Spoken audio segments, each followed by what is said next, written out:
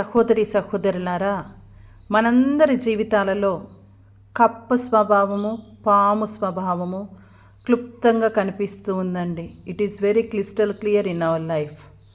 ఒకసారి అంటండి, ఒక కప్ప పామును తినేసింది. తిన్నది ప్రశాంతంగా నిద్రపోవచ్చు కదా, దానికి గొంతులోకి ఇరుక్కొని పోయి అరుగలేక బ్యాక్ బ్యాక్ బ్యాక్ అంటూ ఉందండి ఆ కప్ప తను పాముని తినేసి భరించుకోలేక బ్యాక్ బ్యాక్ అంట ఒక మూలన కూర్చొని సౌండ్ చేస్తా నన్నెవరు చూడట్లేదని అనుకుంటుందంటండి. అదే సమయంలో పాముకి శబ్దం వినిపించిందంటండి, బెక్క బెక్క అనే సౌండ్. ఎక్కడ అని చెప్పి చూస్తే కప్ప ఆయాసపడుతూ కష్టపడుతూ ఒక మూలన కనిపించిందండి. దానిని చూసి పాము ఎంతో సంతోషించి, నాకు ఈరోజు ఆహారం దొరికింది కదా అని చెప్పేసి చిన్నగా కప్ప ఉన్న స్థలంలోకి పాము వచ్చేసిందండి. పాము స్వభావం ఏంటిది? కాటు వేయటము.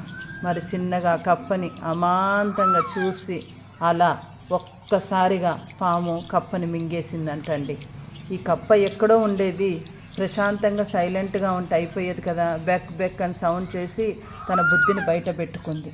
వెంటనే పాము తన స్వభావాన్ని తాను వదులుకోదు కదా, దానికి ఆహారం దొరికిందని సంతోషంగా వచ్చేసి ఆ కప్పని పాము తినేసిందంటండి.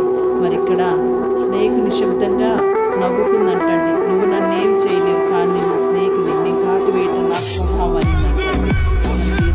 సపోతున్నారా, ఇక్కడ కప్ప అంటే పాముకు భయం, పాము అంటే కప్పకు భయం. మరి మన జీవితంలో దేనికి భయపడుతున్నాం? సాతానికి మనం భయపడటం లేదు, సాతాను మనం భయపడటం లేదు. అలాంటి జీవితాన్ని మనం జీవిస్తున్నాం సహోదరులారా. కావున మనలో కప్ప స్వభావము, పాము స్వభావము రెండు కూడా చెడేనండి. కావున నువ్వు వాళ్ళకు ఎలాంటి తప్పు చేయకపోయినా కూడా, నువ్వు మంచిగా ప్రయత్నించినా, నువ్వు సహాయం చేసినా వారు నిన్ను బాధ పెడుతూ ఉంటారు మన జీవితంలో కొంతమంది. కాబట్టి జాగ్రత్తగా ఉండాలి.